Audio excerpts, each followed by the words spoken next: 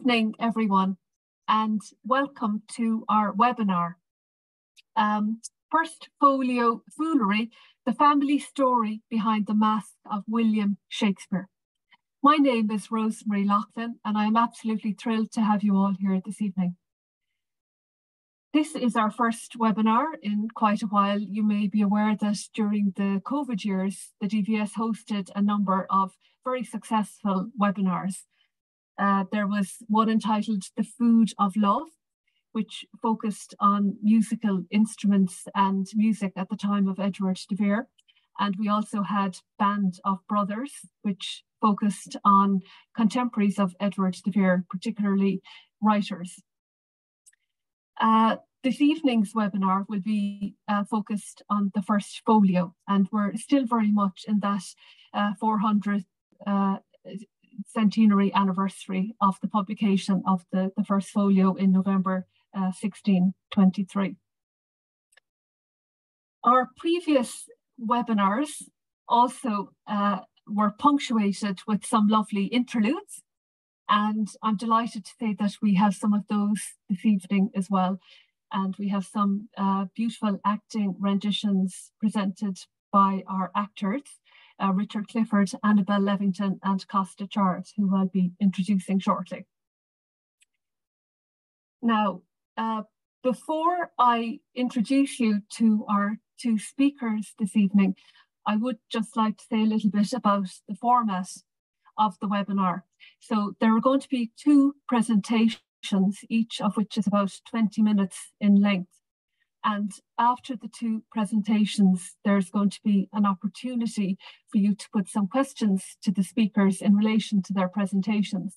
Now, I would encourage you to use the Q&A function. If you look at the bottom of the screen, you'll see a little sign saying Q&A. So if you have specific questions in relation to matters raised by the speakers, if you could pose those in the Q&A section, and I will attempt to address as many of those questions as I can to the speakers. We'll also be joined later by a panelist, Frank Lawler, who I will introduce you to later. There's also a chat function, which you'll see next to the Q&A box. And feel free to use that as well if you've any general commentary, or if you want to just say hi and where you're from, that kind of thing. But if you have a specific question, it would be really useful if you could put that into the Q&A function. So at this stage, without further ado, may I introduce you to our two speakers. And if I could ask our first speaker this evening, Joella Werlin, to turn on her camera. Thank you very much, Joella. Joella Werlin is an Oxfordian, and for 15 years, she worked as a producer of public affairs programming for a local commercial TV affiliate. Joella is based in Seattle. After that, for almost 2 decades, she offered private services to clients as a personal and family historian. She recorded family stories and produced limited edition books to preserve them. When she beheld the magnitude of the First Folio publication, she concluded that behind it must be a family labour of love, one with personal investment from a highly sensitive political family with connections to the Crown. Joella will be looking at the extended Oxford, Herbert, Sidney family connections involved in the subterfuge and production of the First Folio. Our second speaker this evening is another Oxfordian, Amanda Hinds. Amanda, if I could ask you to turn your camera on while I introduce you. Amanda is the secretary of the De Vere Society, and she has been in that role since 2018. She has also been in the role of editor of the DVS newsletter since 2022. In Amanda's words, her role at the DVS represents a second life to her after retiring as a pathologist at St. Thomas's Hospital in London. Amanda's understanding of the Shakespeare authorship question started when she read James Shapiro's unconvincing case for the Stratford man, which she quickly followed up with Shakespeare by Another Name and then Alias Shakespeare. She was particularly struck by Alexander Waugh's article for The Spectator in 2013, entitled Shakespeare was a nom de plume, get over it. Now, if I could ask Amanda and Joella to turn off their cameras, and I would like to introduce you now to two of our actors this evening. So our actors will be presenting some interludes, and we have Richard Clifford and Annabel Leventon, who are both trustees of the De Vere Society. Annabel joined us very recently, and Richard has been in the role for a number of years and is also in the role of Vice Chair of the De Vere Society.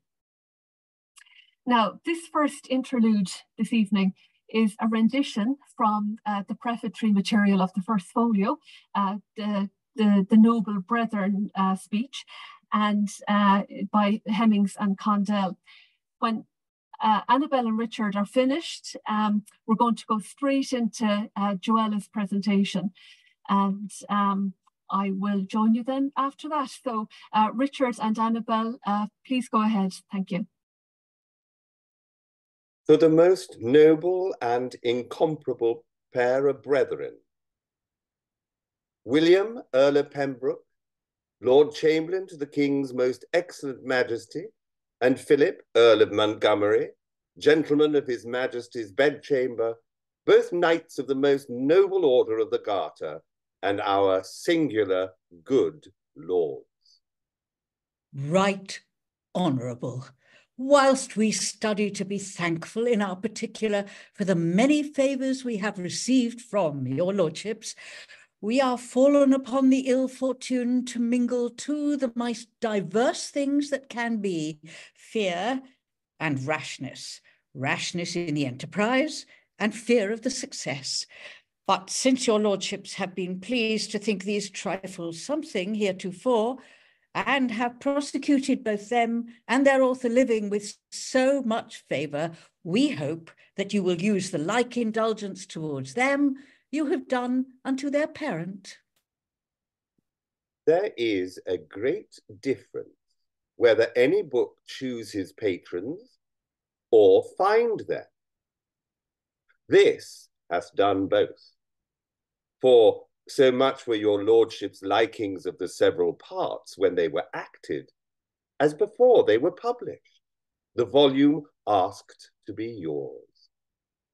We have but collected them, and done an office to the dead, to procure his orphans' guardians, without ambition either of self-portrait or fame, only to light the memory of so worthy a friend and fellow alive as was our Shakespeare, by humble offer of his plays to your most noble patronage. It hath been the height of our care, who are the presenters, to make the present worthy of your highnesses. But there we must also crave our abilities to be considered, my lords. We cannot go beyond our own powers. Country hands reach forth milk, cream, fruits, or what they have, and many nations, we have heard, obtained their requests with a leavened cake. It was no fault to approach their gods by what means they could. In that name, therefore, we most humbly consecrate to your honours these remains of your servant Shakespeare, that what delight is in them may be ever your lordships, the reputation his, and the fault ours, if any be committed, by a pair so careful to show their gratitude both to the living and the dead, as is your lordship's most bowden, John Hemming. Henry Condell.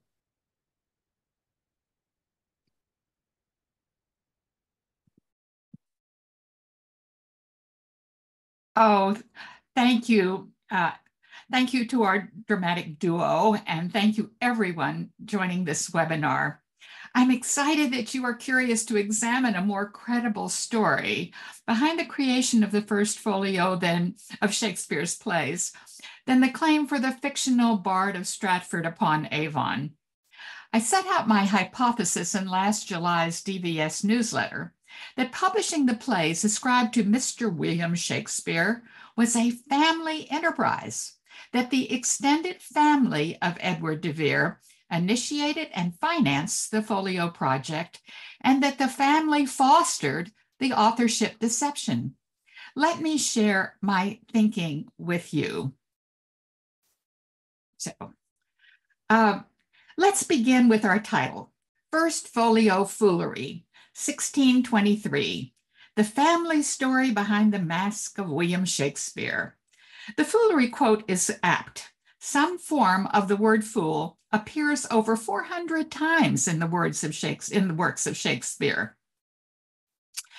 And Foolery also leads in the folio.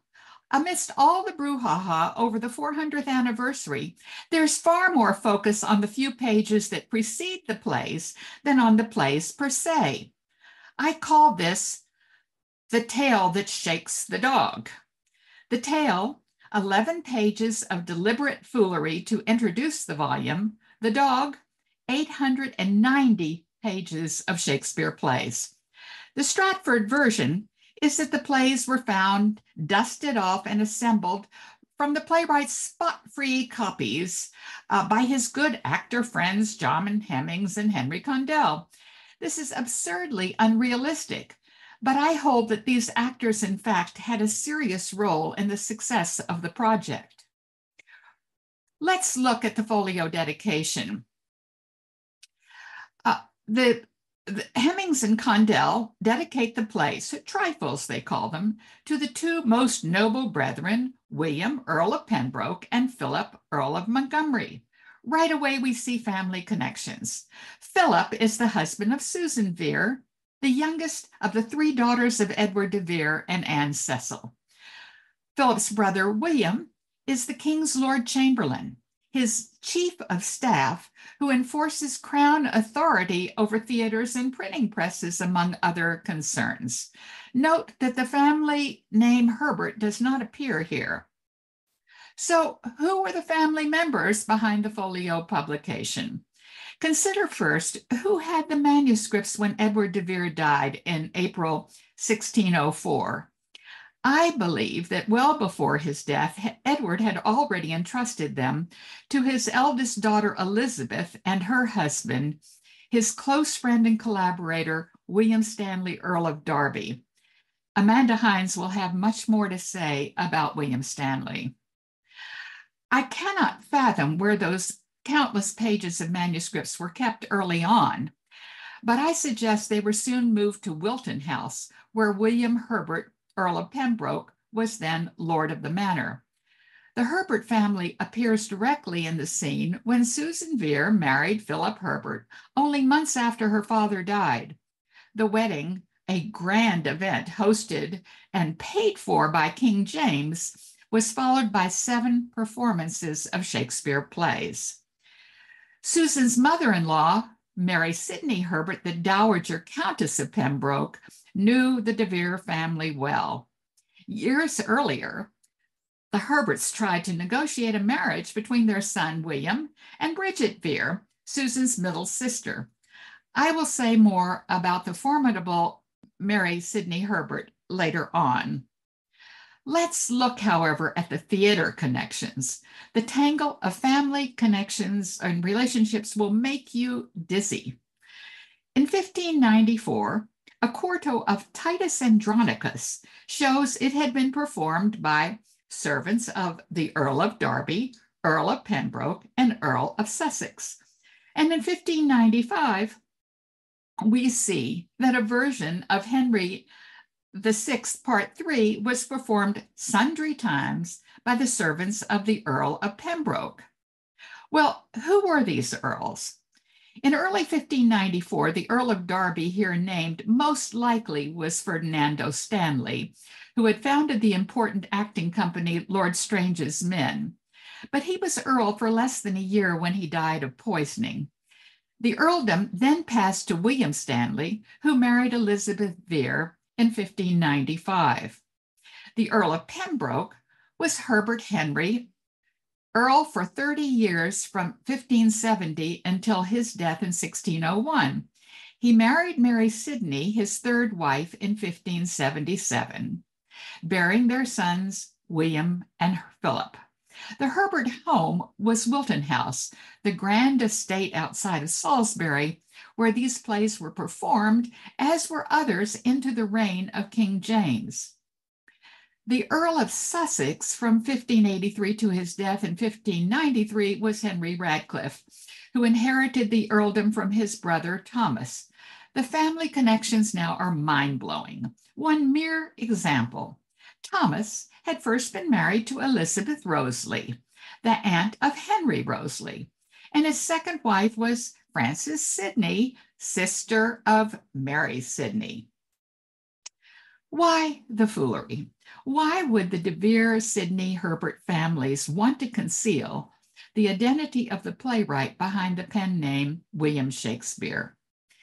There were many scandals among royalty and nobility, thinly disguised in the plays of an unknown William Shakespeare. History records that Edward de Vere had inflicted deep wounds on his family and others in real life, but his satirical portrayals of them in plays performed in his lifetime left lasting bite marks. You can read here the names of some who would have been horrified by potential revelations. Consider foremost anyone related to the Cecils. Don't forget, the de Vere's 3 daughters were Cecils, raised by their devoted maternal grandfather and Uncle Robert. After Anne Cecil de Vere died in 1588, Edward was denied any custody. Susan Vere was motherless at age 1, and her father was sent away. Emerging from family scandals was Robert Cecil's revenge. We can't explore now the many reasons Robert despised his brother-in-law Edward, but begin with ridicule he bore in his own childhood over his warped stature versus his father's focus on his royal ward and the golden lad Edward.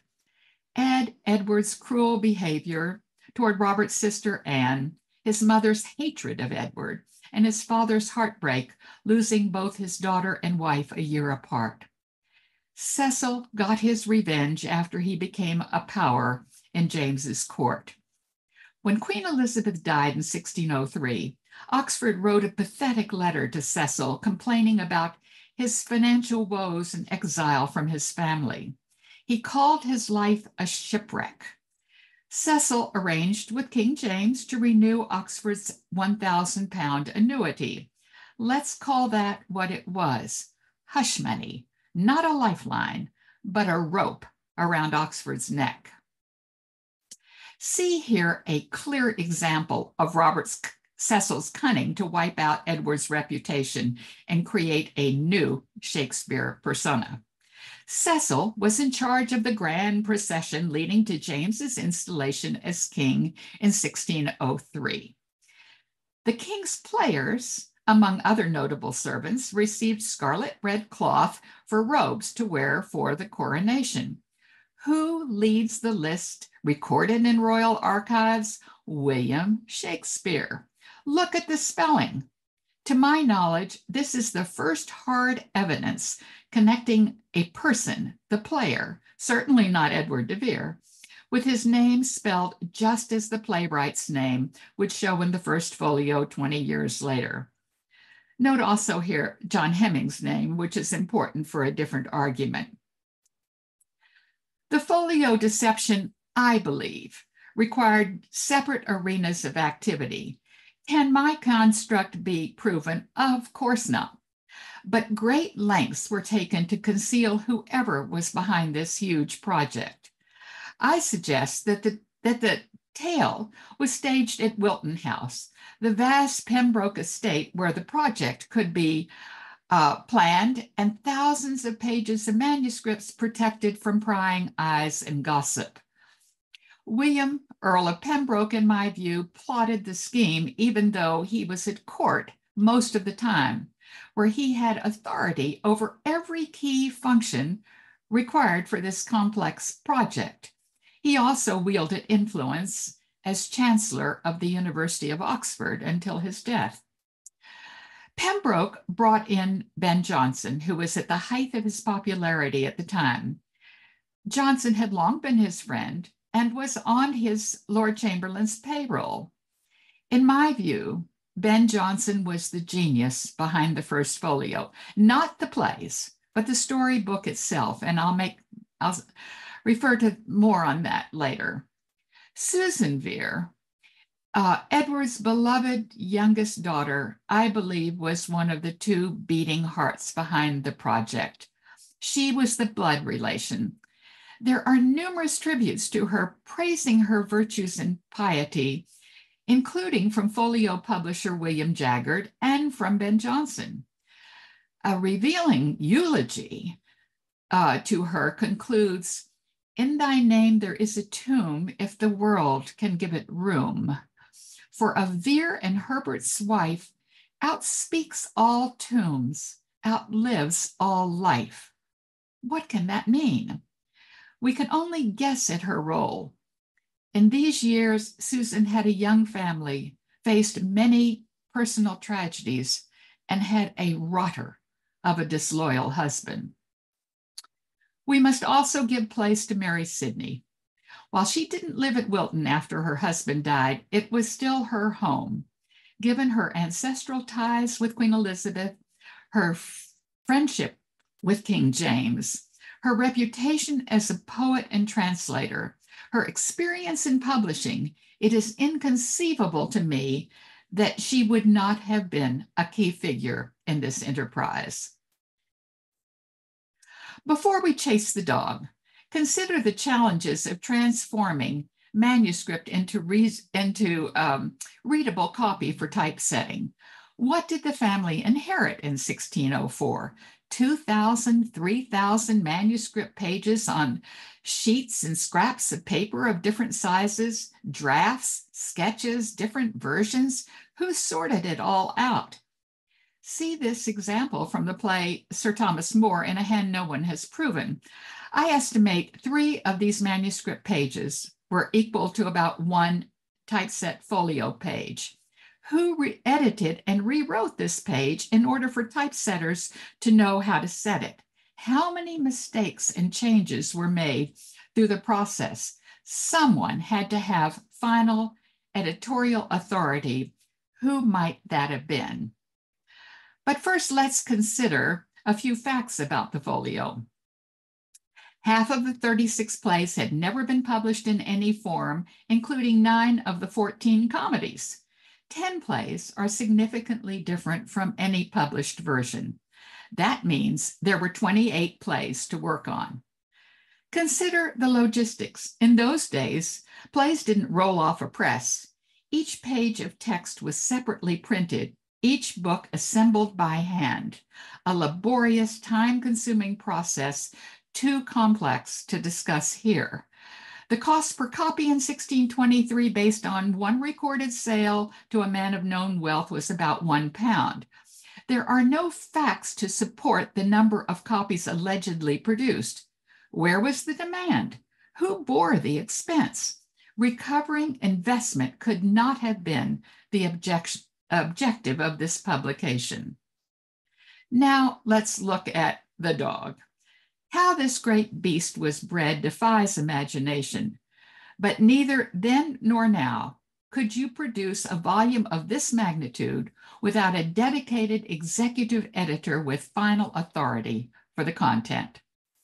I believe this was a heroic labor of love and fortune, and the beating heart behind it was William Stanley, Earl of Derby. Derby is the only person in this picture who had a close working relationship with Edward de Vere. during the 1590s when works of Shakespeare began to appear in print until the end of his life, who knew his thinking and who had the agency and resources to help him. Amanda will develop this Derby story for us. Ben Jonson might seem more obvious for this role, but Jonson had no personal connection with de Vere, and his own writings show ambivalence and jealousy towards Shakespeare. Yet neither could Derby have done all the posthumous editing alone. There had to be other active contributors. In that regard, I believe there is strong reason to grant a major role for Mary Sidney. William Stanley and Mary Sidney were both born in 1561, contemporaries in Queen Elizabeth's reign. If men helped Derby work on scripts of previously unpublished plays, why not women? No one was better qualified than Mary Sidney. Her death from smallpox in 1621 was a terrible blow to the family, and I think to the project. So what were the motivations for producing the costly volume of collected plays of William Shakespeare? Why did the Crown enable publication, bogging down London's major printers and publishers when the king's grip on power was threatened and his treasury bare? Why did the family want to publish the plays? I argue there were two principal motivations, and both served state interests. Hemmings and Condell embed one answer in a serious line in the funniest single page in the Foolery, their letter to the great variety of readers, whom they generally insult. You can see here, and though you be a magistrate of wit and sit on stage at Blackfriars or the Cockpit to arraign plays daily, know these plays have had their trial already and stood out all appeals and do now come forth quitted rather by a decree of court than any purchase letters of commendation. In other words, settled by court order than any previous claim to ownership. In sum, the state, the Crown, from now on owns the plays of Shakespeare. Get over it. The other answer is given in Ben Jonson's ambiguous tribute in the Foolery. Modify Jonson's heading to read "To the memory of our beloved, the author," and then focus on the words, "He was not of an age, but for all time." Here, the interest of the family and the Crown converge. 10 words to say, our Shakespeare is saved for the triumph of Britain. My final insight is inspired by the enthusiasm in England for Spanish culture, in spite of the fears of restoring Catholicism. The last shake of the folio tale ends with Cymbeline, a play that seemingly doesn't fit into the tragedies. Oh, but it does. A play, King Cymbeline is another evocation of our stumbling hero, forever imagining that he can resurrect his wronged loved ones from rejection and death. And yet he too will die, or will he? Fear no more the heat of the sun, golden lads and girls all must, as chimney sweepers come to dust. In this brilliantly conceived playbook, Ben Jonson has given England their own Don Quixote. A comical, tragical fool, we are invited to believe, is William Shakespeare, the sweet swan of Avon. Ben tells us he was not of an age, but for all time. I look forward to your insights. Thank you. Joella, thank you so much. That was absolutely fascinating, and I'm sure there will be lots of questions for you later on. Indeed, we have one that has come in already. I would like now to reintroduce our two actors that we had earlier, Annabel Leventon and Richard Clifford, and we're joined by a third actor, Costa Chard, who is a former trustee of the De Vere Society and now our very able administrator. So our three actors will be reading from Hamlet, and it will be Act 2, Scene 2. And following this, Amanda is going to come straight in with her presentation. Thank you.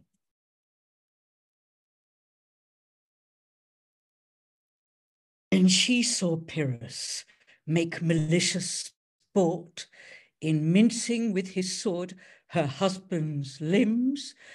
The instant burst of clamour that she made, unless things mortal move them not at all, would have made milch the burning eyes of heaven and passion in the gods. Look where he has not turned his colour and has tears in his eyes. Prithee, no more. 'Tis well. I'll have thee speak out the rest of this soon. Good my lord, will you see the players well bestowed? Do you hear? Let them be well used, for they are the abstract and brief chronicles of the time. After your death, you were better have a bad epitaph than their ill report while you live. My lord, I will use them according to their desert. God, budskin man, much better. Use every man after his desert, and who shall scape whipping? Use them after your own honour and dignity. The less they deserve, the more merit is in your bounty. Take them in. Come, sirs. Follow him, friends. We'll hear a play tomorrow. Dost thou hear me, old friend? Can you play the murder of Gonzaga? Aye, my lord. Well, out tomorrow night. You could, for a need, study a speech of some 12 or 16 lines, which I would set down and insert it, could you not? Aye, my lord. Very well. Follow that lord, and look you, mock him not. My good friends, I'll leave you till night. You are welcome to Elsinore. Thank you very much. So I shall start with my presentation, which I may say was a response to Joella Werlin's request that we look further into this whole question. Now I'm going to share the screen and go straight to my presentation. And what I'm going to try and do is answer the question as to whether William Stanley helped his father-in-law, Edward de Vere, publish his plays. And there we see the Earl of Stanley and Edward de Vere. Whoops. Oh, why is it not going on? Oh, no.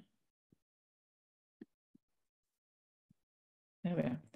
Anyway, in my article that I circulated back in October 23, I pointed out that I thought it was a mistake to regard authorship candidates as working alone. And there's one particular candidate, so-called, who stands out as encouraging and employing and even related to the others while producing his plays. And the only one who fulfills those qualities is Edward de Vere, the 17th Earl of Oxford. Now, as we've heard just now, as abstract and brief chronicles of the time, the plays would have been modified according to times, events, and audiences. And publishing a final version, or folio, would have involved the author and/or someone with intimate knowledge of him and his plays.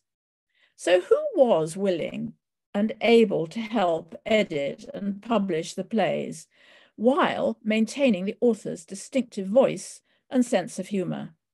Well, I think the only person with those features is William Stanley, as I will explain, the 6th Earl of Derby.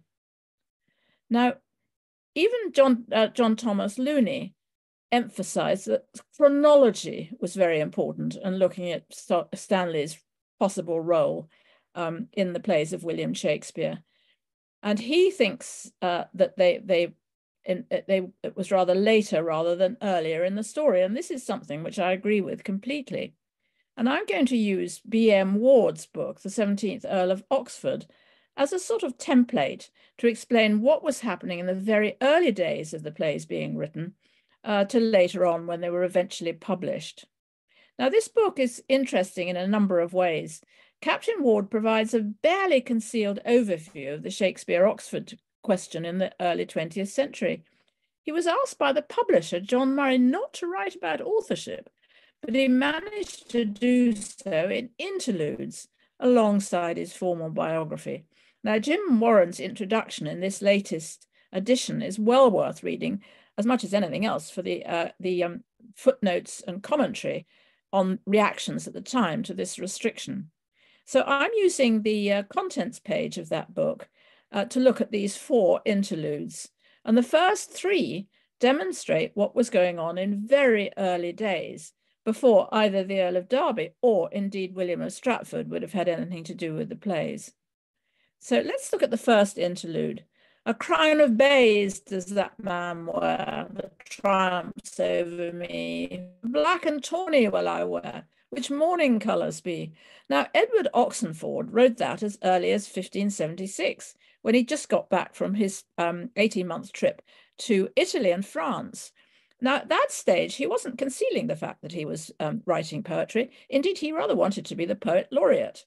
But what he did was he brought back a revolution in theatre and also in the English language. Now, you can read about that in Richard Maylim's book and his previous version of it in Shakespeare's Revolution, and also in this article by Alexander Waugh in April 2020 about how Edward de Vere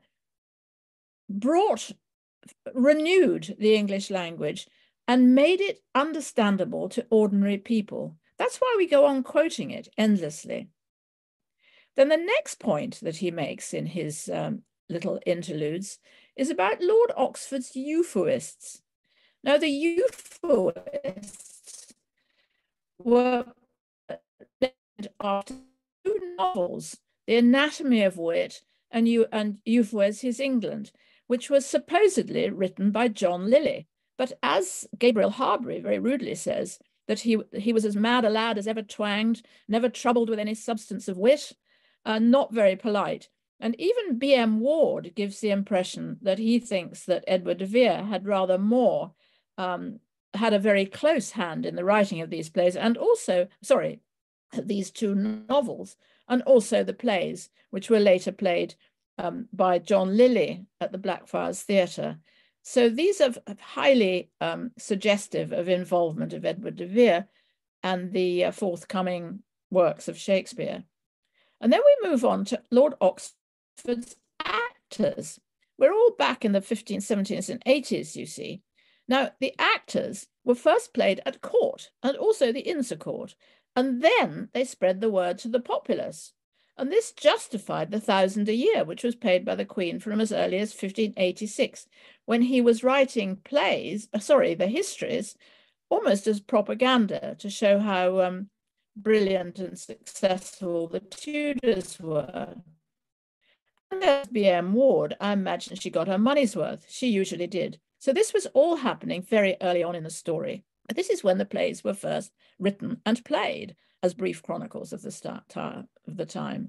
And who but William Stanley, I maintain, could have helped the author convert his abstract and brief chronicles to permanent published works, and who actually thought that this was necessary and desirable. Now we look at the 4th interval, which is specifically about William Stanley. And according to Ward, and he gives a lot of evidence for this, Stanley and de Vere visited each other regularly in Cannon Row and Hackney in London, where they lived, from 1595, which is when Stanley married Elizabeth de Vere, until de Vere died in 1604. Now, having abandoned his team of fellow writers by not paying their rent in 1591, de Vere by 1595 was married again and had a son, and he was living in Hackney. And the plays were first published anonymously from 1591. So the fact that they were none of them published until 1591 shows that this is actually really 1.5 decades, if not more, beyond when they were first written and played as plays, and poems for that matter.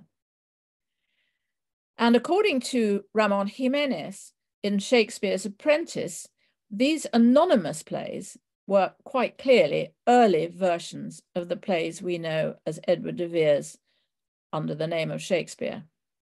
So here are the anonymous plays from 1591 to 97. Now, these are the ones which Jimenez explains as being forerunners of the plays we know so well as Shakespeare's or as Edward de Vere's. So it was said this, the reason people thought that Stanley had something to do with writing the plays, because there was this statement by a spy, actually, who was looking for Catholics, and we'll explain how they were a bit worried about Stanley's possible link to the throne, that he was busied only penning plays for the public stage.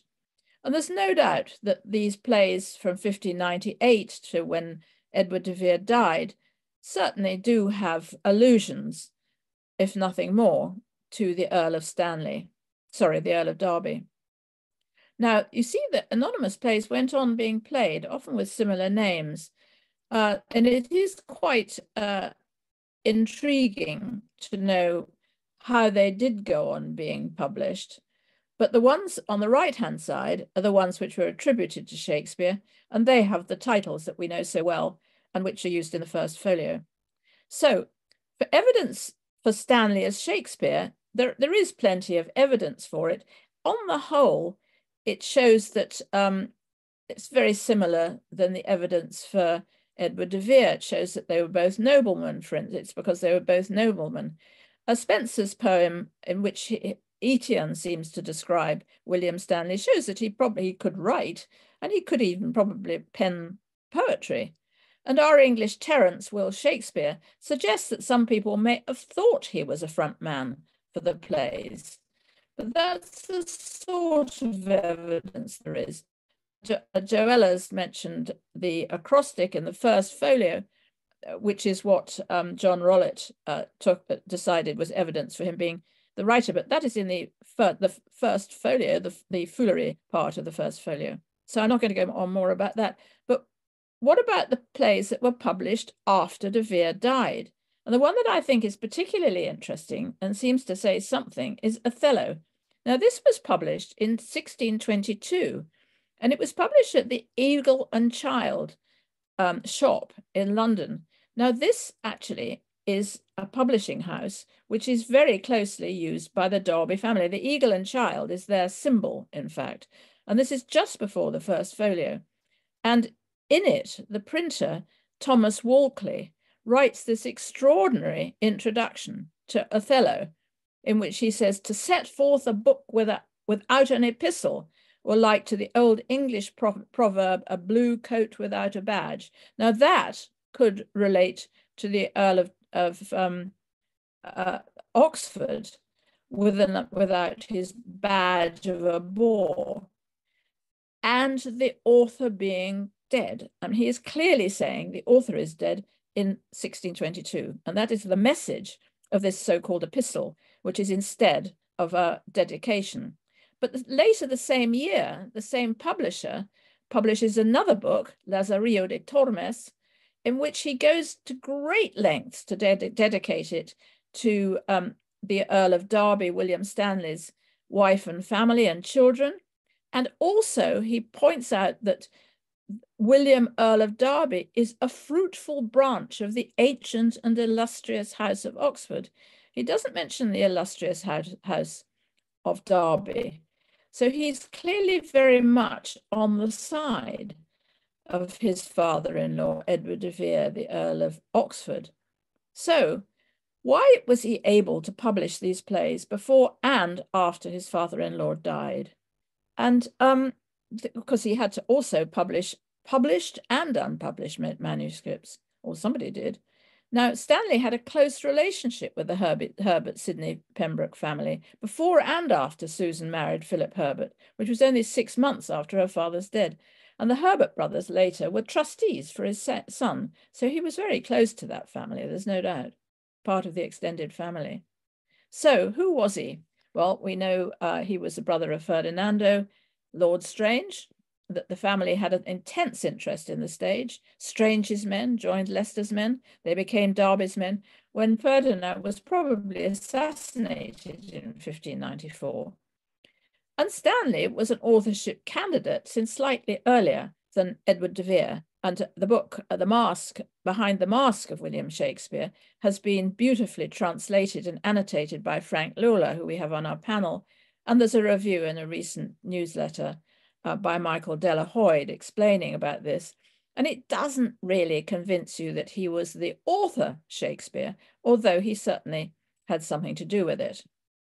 So there are allusions to the involvement in Stanley in various plays, in Love's Labour's Lost, Measure for Measure, but all of these had various versions.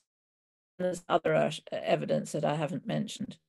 Now, William and Ferdinando were the sons of Margaret Clifford, who was the granddaughter of Mary Tudor, the youngest daughter of Henry VIII, of Henry VII, who had a claim to the throne according to Henry VIII's Act of Succession. Now, she was mistrusted by the Queen because of this. Also, she had a great interest in alchemy, and the Queen mistrusted that as well.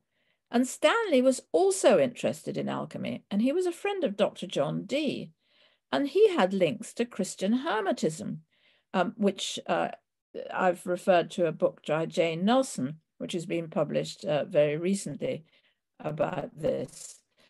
And there are, according to Jane, there are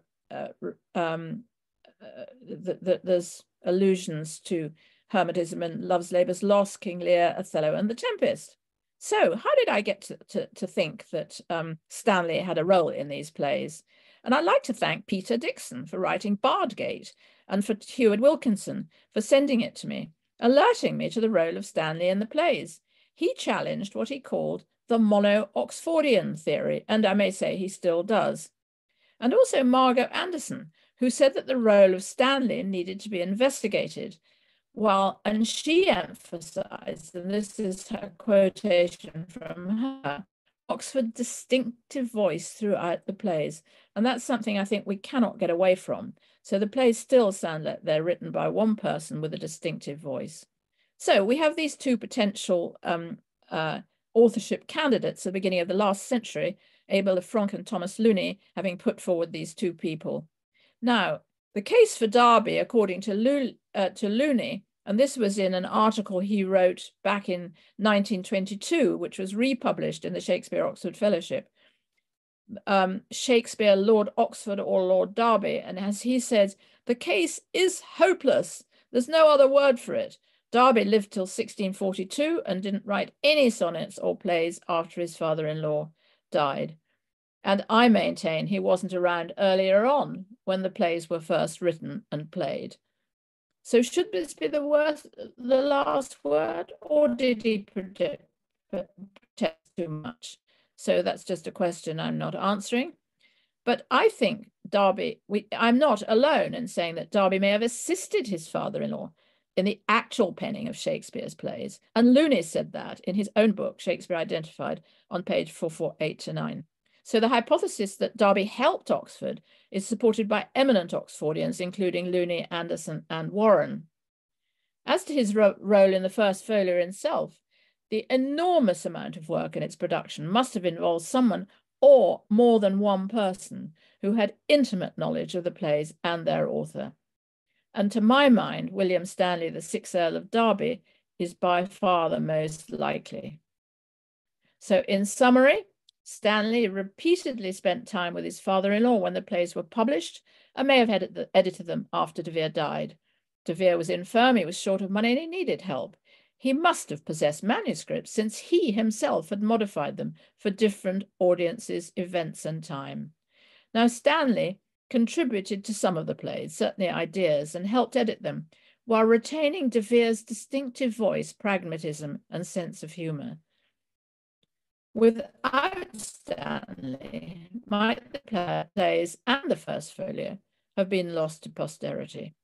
And was he also involved, along with John Dee, in concealing but covertly revealing the name of the author? So that's the end of my presentation. Amanda, thank you so much. That was highly informative and very much a compliment to Joella's presentation. So thank you. I would like to now open up our Q&A part of this evening's webinar. And as part of that, I would like to introduce you to our panelist, Frank Lawler.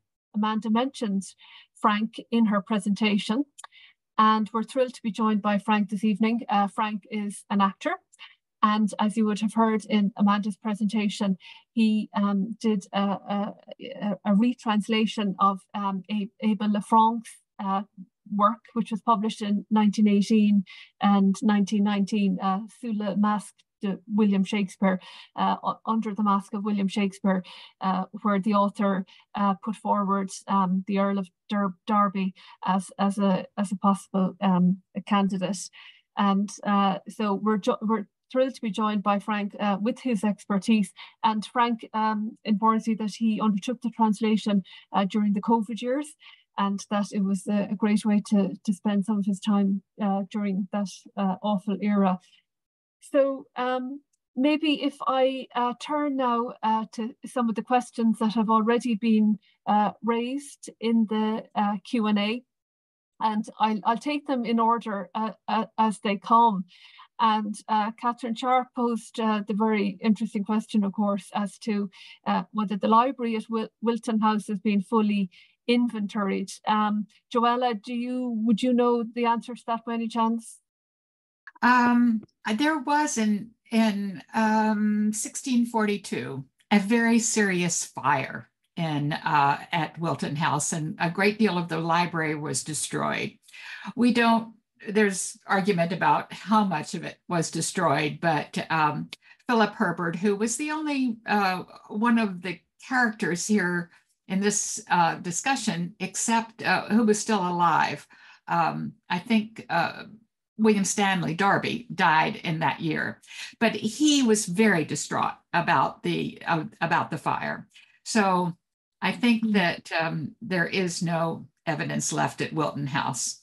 Where I do think it is, honestly, is at Penshurst, but that's the Sidney house, and that's a whole different speculation. And I suppose it begs the question, if there was a fire in 1642, whether possibly manuscripts of Shakespeare's plays were included in that fire. Hopefully not, but it's a possibility, I guess. Thank you. Thanks, Joella. Now, Jan Sheffer has a question here. He compliments you on your presentation, Joella, and he notes that you remarked that Johnson had no active relationship with Edward de Vere, and he was probably envious of him. If he was, it does not necessarily exclude admiration or exclude a kind of a friendly relationship with them, do you think? Oh no, I think that that Johnson came to greatly appreciate the plays of Edward de Vere.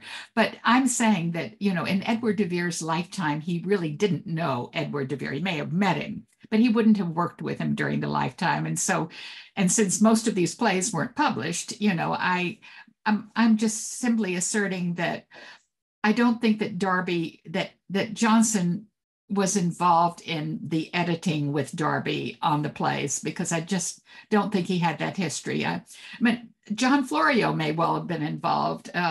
Lilly, I think, was alive early on, and he may well have been. There probably were other people involved, but there are a lot of reasons why I think Johnson was not involved in that part of the production. He had a huge role, but not that. I suppose he had a very close relationship with Susan de Vere, and I suppose that does beg the question that possibly he would have had a role, through her in helping the preservation of the plays. With Susan Vere? Yes. Are you saying that? Let's see, you're saying that Johnson, yeah, I don't know what Susan's role is. I mean, I'm very touched by Susan Vere. I am sure that she was involved in sorting the plays, but I think she was maybe not so involved in any of the editing. I think she got the manuscripts maybe together. And the reason I say that is that she had a very troubled life at that point. She had babies who had died. King James came to to give her sympathy. She had babies born in 1621, 1623. I just think that that there was a lot of pain involved in her life, and I don't know. I'd be curious to know what Frank thinks. Frank, do you have any opinion on this? I'm sorry, could you repeat the specific question again? Do you have any opinion on, whether or not Susan Vere might have been involved in the editing of the folio? I mean, with her brother-in-law, Derby. Derby was many years older, of course, but that's not relevant. I haven't really come across much in my research, of course, dealing primarily with her brother-in-law, William, and her sister, Elizabeth. I do know that Elizabeth and Susan did play a part in the masks that occurred around that time. So I'm sure they had communication between the two of them, and maybe it'll surface someday, but unfortunately, I don't really have anything to back up any speculation on Susan. Thanks, Frank. I have a question here for Amanda. It's from Thomas Miller, and he is very appreciative of you bringing attention to Derby's role. He says, considering that Derby maintained a low public profile, leaving no written plays or poems, serving no prominent political role, was he trying to avoid his brother's fate of assassination, or was he just withdrawn by nature? And again, Frank might like to come in on that as well, but Amanda, if I turn to you maybe first on that. Yes, I think he did want to keep his head down. I mean, I think that's why he made that statement through Othello saying the author being dead. He wanted not to be thought to be the author. And some of the things during his lifetime had rather give the impression that some people thought he was the author. I think that about our English Terence. So I think he wanted to keep his head down. He knew what had happened to his brother. He was also having a long argument with his sister-in-law about money. So I think he wanted to keep quiet. But he knew the plays were important. He loved them. I mean, Strange's men used to play them after all. So I think he was very keen on getting the plays published, but he didn't want to be too closely involved with them. Do you resonate with that, Frank, or do you have a different view? Oh, I agree completely. I think he really needed to keep his head down because, well, not only was his brother likely assassinated, but his mother was under house arrest forever because they were afraid that she was going to try and claim the throne. Yeah, I think I agree with Amanda's assessment of that. Thank you. I have another question here for Joella. It's from Thomas Miller. Can you suggest a reason that the family group waited until 1622/23 to prepare and publish almost 2 decades after Oxford's death? Wow, that's a big question. First of all, and here I'm speaking as a personal historian who's worked with many families, I think that they started working on these plays, on getting them prepared to go to the printers way back when. I think they probably started imagining, how they were going to preserve Oxford's legacy for a very long time. But until Robert Cecil died in 1612, they couldn't really do anything. I mean, there were many problems around the estate of Edward de Vere. The Countess of Oxford, Elizabeth Trentham, also dies in 1612.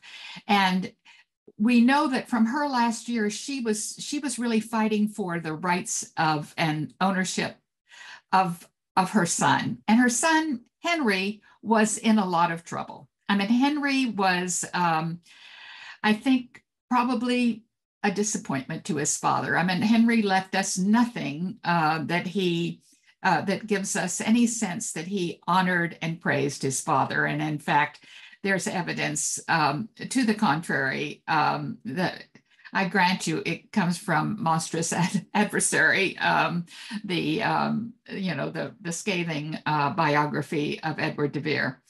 So I think that, and they may have also needed to wait until 1616 when William of Stratford died. Is that right? 1616, when William of Stratford died. So at that point, I think, I think work had already begun on getting the plays prepared, but it took a long time. I mean, this is not brief work. We have, in my view, those manuscripts were probably quite chaotic. I mean, unless you believe the Stratford story, that somehow or other they were all in perfect shape and they were in the basement of the king's men. I mean, this is not honestly how most writers work. And, maybe somebody else has a different point of view, but I think that they inherited a lot of disorganized papers and many different forms, and they had a lot to work on. So that's my long argument or long answer. Thanks, Joella. Well, it certainly, it does make sense. I have another question here from Claire Davies, and she's wondering, do we have any record of of Wilton House owning a First Folio at any stage? To my knowledge, there is no record of that, but there's a very interesting, there is a statue of William, let's see, there is a statue of William Shakespeare, at Wilton House. Am I right about that? Yes, somebody remind me. Yeah. There's a statue that that is very much like the one at Westminster Abbey. And at Oxford, there is a wonderful statue of a subsequent Earl of Earl of Stanley, Earl of Pembroke, a major statue that stands near the Bodleian. So, this family was very deeply involved, but there's no record that a First Folio exists there. Thank you. Amanda, if I could just ask you, I know you have been interested in the Earl of Derby for quite a while, and in fact, you presented a couple of years back at the DVS. What created the interest for you in the Earl of Derby? Well, I have to admit, it was Bardgate. I did say that. Peter Dixon's book. And it did sort of ring a bell. He brought up things which one felt one couldn't quite ignore. And actually, it was interesting because when I went back to it this time and started looking at it, I realized that the story was different to what I thought it was before.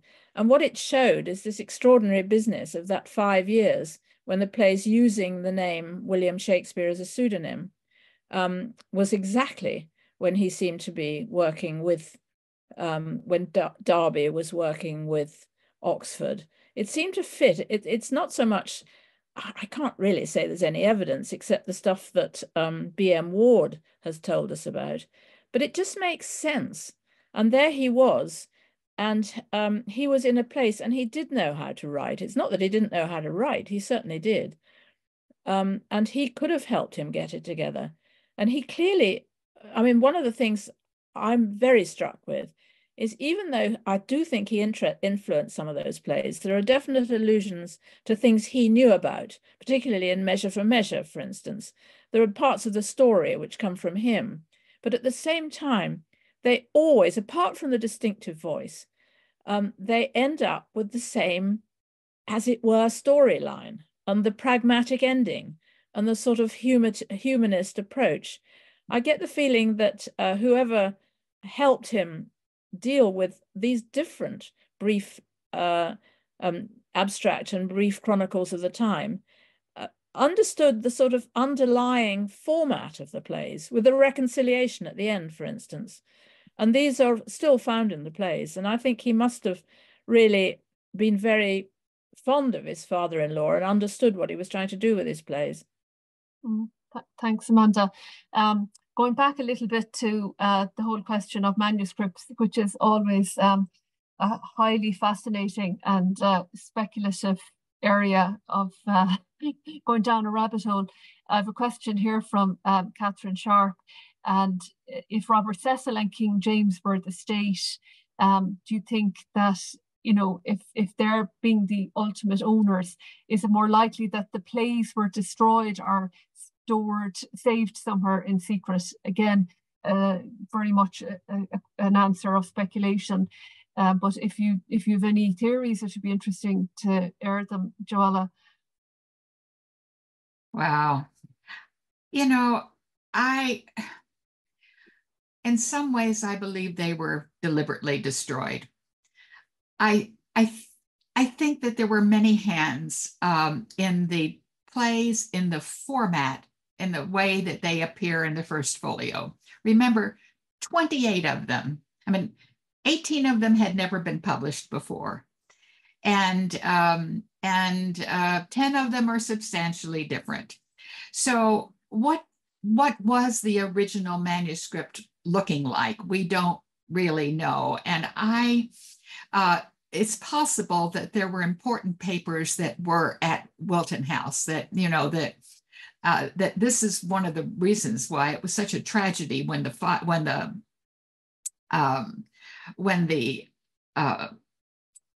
library was destroyed there at the big fire. And but I am increasingly of the impression that there was a deliberate effort to destroy all the manuscripts. Mm-hmm. Thank you. Frank, maybe I could ask you a question about your experience when you were translating Sous le Masque de William Shakespeare. Was there, in terms of what you knew about the Earl of Derby beforehand, what did you learn? What was the biggest thing you learned about him that really stayed with you after carrying out that translation?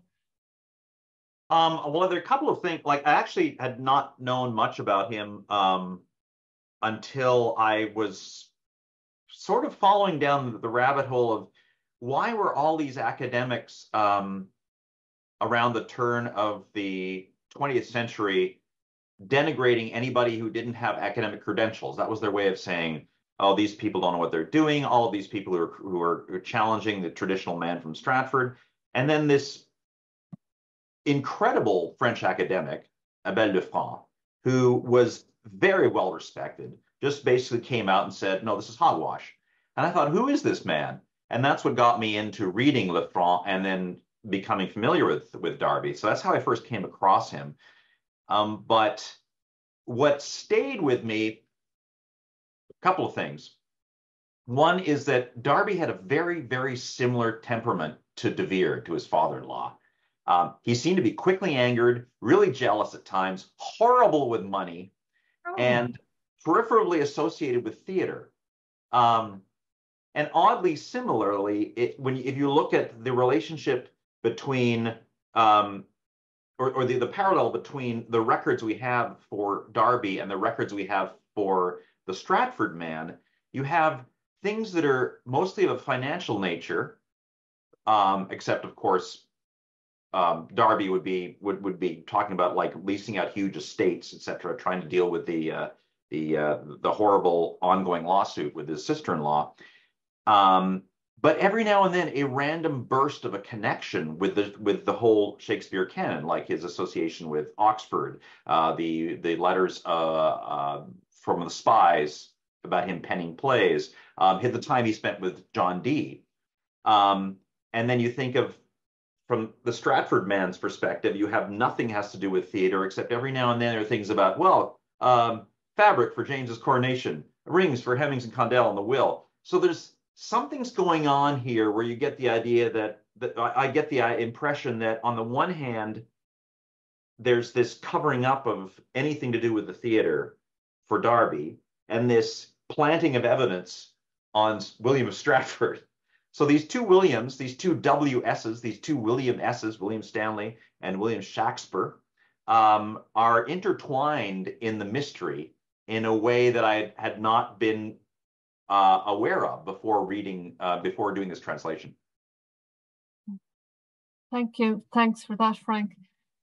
I have another question here. It's probably for Amanda.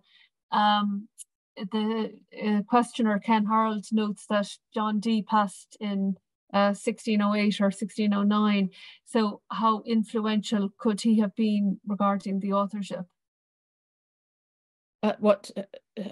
John Dee? What? John Dee, I think it arises in the context of the you mentioned the Hermeticism and... Oh, I see. No, what I'm saying is that some of the allusions to Derby in the plays suggest Derby's interest in Hermeticism. I mean, the classic one is Love's Labour's Lost, when the king is wanting to go into a huddle with his friends and get closer to God and all that stuff at the beginning.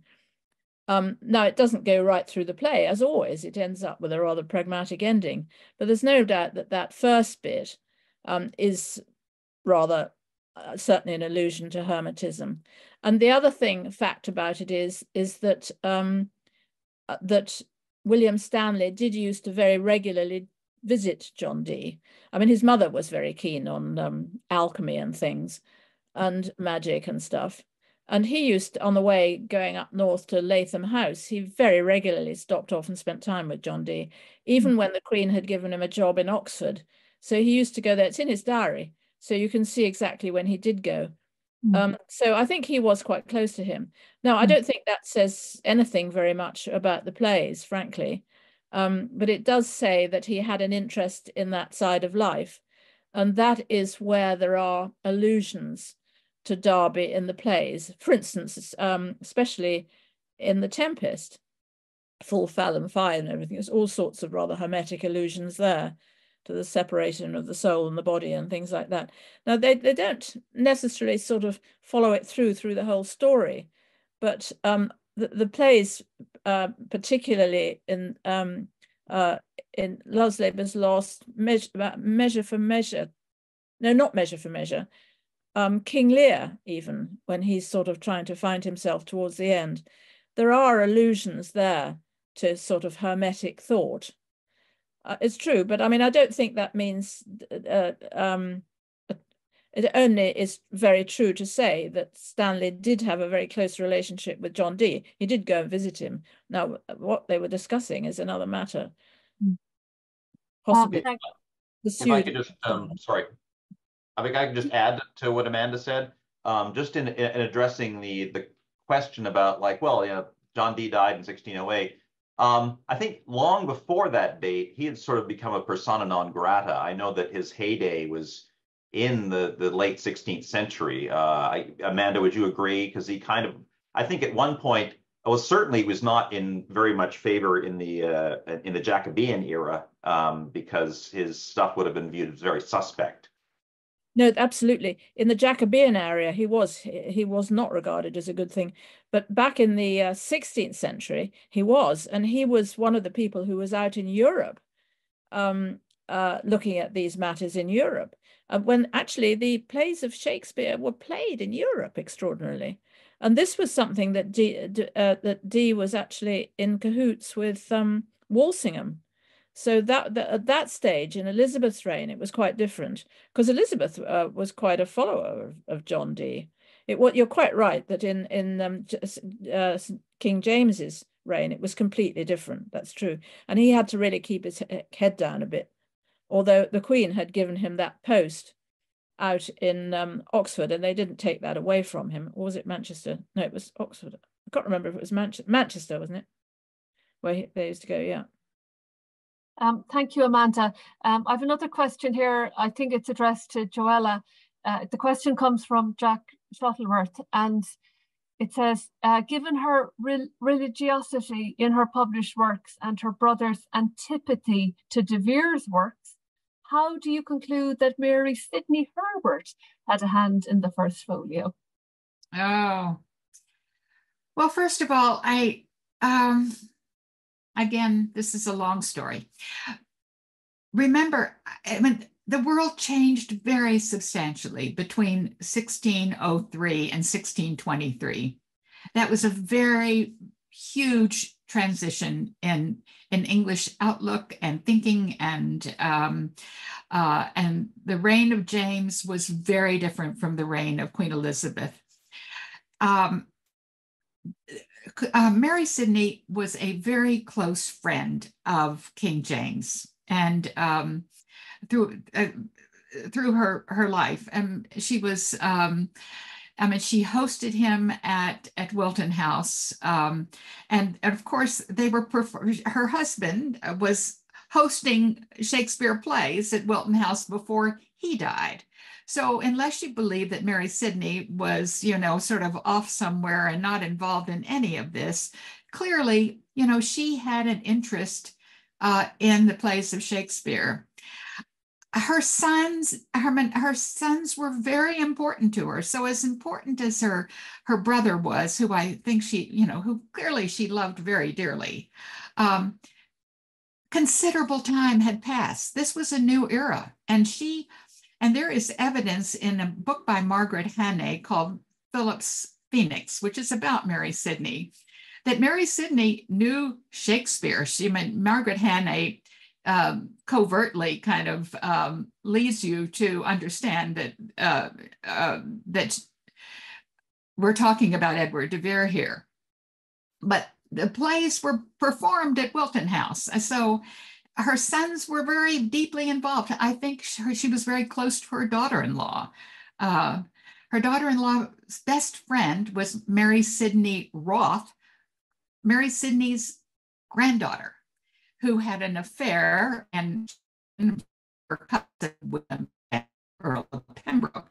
I mean, there were new generations. And I think Mary Sidney was very much alive and interested. Thanks, Joella. No, there's definitely plausibility to that. I have a question. It's so much of what we hear about the publication of the First Folio mentions that the Spanish marriage crisis is the impetus behind it. And I know you didn't bring that out in terms of as kind of a reason for the publication. And I'm just wondering what your thoughts on that aspect of scholarship is. Oh, look, I have a soft focus on history. I'm a cultural historian, a social historian, a family historian. And I don't believe that the publication of the First Folio was a political enterprise. Do I believe that the politics of the time during which it was, being actively prepared and printed were very much influenced by the Spanish marriage crisis? Absolutely. But I don't think that was in any way a provocation for creating the book.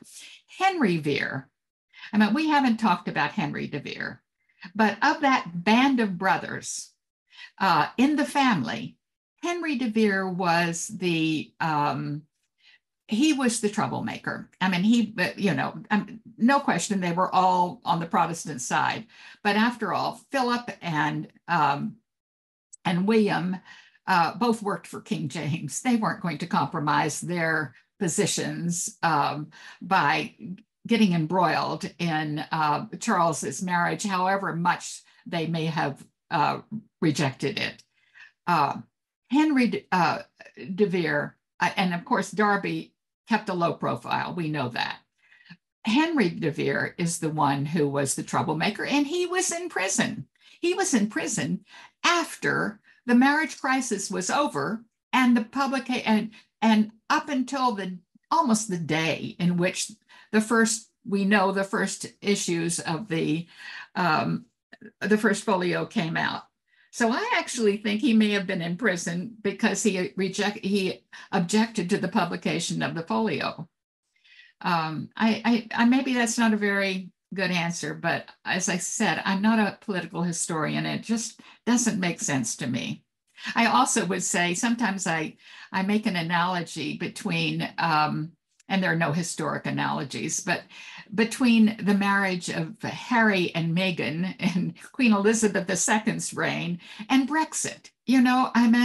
To what extent yes, they were worried about the collapse of the British you know, of Great Britain and, you know, what Brexit was going to do. But do you really think that affected the marriage, and how will people look at that 400 years from now? I don't know. It's nice to have a modern day analogy indeed, Joella. Thank you. Amanda, I notice you have your hand up. I was going to say, I don't think it's only the Spanish marriage crisis. I think there's too much said about that, because that's only one aspect. I mean, there was also other antagonism with Spain. I mean, look at what was going on in Europe, particularly. And also I think we ought to hear more about the Spanish ambassador, who was actually directly responsible for James cutting Sir Walter Raleigh's head off. You realise? And yeah. I think that aspect of things brings the involvement of the Spanish in politics and possibly in the publication. But I think it's not just the marriage crisis. It's Spain was a problem. You know, these wars were still going on in Europe. That's the thing. So, and we, as now, are still involved with Europe. What do you think about that, Frank? Oh, absolutely. I wouldn't be surprised if it was a series of political calculations where, on the one hand, you know, well, Walter Raleigh, you know, a lot of people like him, but, you know, I still want to have a good relationship with the Spanish, and then there's this and this. And I can imagine a whole slew of factors coming into play when a decision is made. And so I think that probably pinning it on one thing, such as the Spanish marriage crisis, is probably oversimplifying it. Yeah, I absolutely agree. I have a question, a kind of a follow-up question from Jan Sheffer, Joella. You kind of touched on this, but he has a very specific question. He says, do you think then that there is no relationship between the timing of the publishing of the First Folio and the Spanish marriage crisis and the two Henrys in the Tower? Do I think that there is no relationship between the timing of the publishing of the First Folio and the Spanish marriage crisis? I don't think you're saying that. No, I don't think so. I'll tell you, I suspect that at the time that, I mean, you know, there weren't that many publishers in England. I mean, they had to be authorized. So the publication of the plays themselves had to be planned and authorized. And I think that happened, you know, who knows how long in advance before they actually, you know, started running, you know, doing the printing themselves, themselves. So I really think that, if anything, the depletion of the treasury, I mean, King James, as I understand it, was in deep financial trouble. And it was one of the reasons that he was, you know, that he was behind this crazy marriage between his son and the Spanish Infanta, and thinking, you know, somehow that this was going to, in some way, solve, going to bring a big dowry and peace and going to solve all kinds of problems. I just don't think that, given all of the problems, that they needed the presses for more than, you know, something printing plays. I mean, it just didn't make sense to me. But again, maybe I haven't thought it through enough, but that's my feeling. Thanks for that, Joella. So we're coming towards the end of our webinar, and before I close out with the final interlude from our actors, I would just like to thank you all for coming this evening. It has been an absolute pleasure for the DVS to host this webinar and to have such interest and attendance and interesting questions. And our two speakers, you've been so well prepared and raised such interesting issues and questions for us all to think about. And can I just remind everyone as well that you can read further if you go back. Amanda's article is in the De Vere Society newsletter in October 2023, and Joella's article is in July 2023, and you'll have received links to those articles in the email that you got about the webinar, so you can click in and just read in more detail, because sometimes it's so hard to take on everything during the webinar. Could I also thank our wonderful administrator, Costa Chard, who was just so organised and helpful in arranging this webinar and in getting it all together in terms of the coordinating it and the technical side of things, which certainly for me, I would be completely at a loss without Costa's assistance. And I also want to thank Jennifer Newton, who I've been told did the graphics this evening for us, and also the video and the sound. So we're incredibly grateful to Jennifer Newton from the SOS as well. It's just been so helpful. So thank you, Jennifer. Thank you everyone for attending. We hopefully will have some further webinars down the line. It's a wonderful medium, I think, particularly because so many of our membership are from across the globe. So I think this kind of format does suit a lot of people, and it keeps active engagement amongst the members. We're going to close out now with a final interlude by Annabel and Richard. And it's actually going to be a reading from Cymbeline, which Joella, was it Amanda? Or, no, was it Amanda? You referred to the quote from Cymbeline, wasn't it? Anyway, so it's in the presentations, and we're going to have a rendition of that now. Thank you. Fear no more the heat of the sun, nor the furious winter's rages. Thou thy worldly task hast done, home art gone, and ta'en thy wages. Golden lads and girls all must, as chimney sweepers, come to dust. Fear no more the frown of the great, thou art past the tyrant's stroke. Care no more to clothe and eat, to thee the reed is as the oak. The sceptre, learning, physic, must all follow this and come to dust. Fear no more the lightning flash, nor the all-dreaded thunderstone. Fear not slander, censure rash, thou hast finished joy and moan. All lovers young, all lovers must consign to thee and come to dust.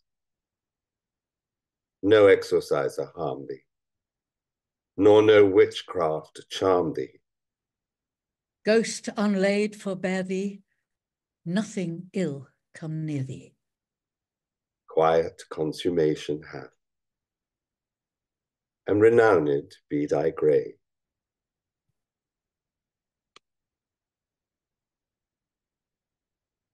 Thank you so much, Richard and Annabel, for those fabulous interludes this evening. And thank you as well, Frank. Sorry, I forgot to thank you earlier. And it was wonderful to get your insights as well on the panel. So with that, I'll close out this evening's webinar. Thank you all very much for attending. And I wish you a lovely, happy weekend. See you soon. All the best. Bye.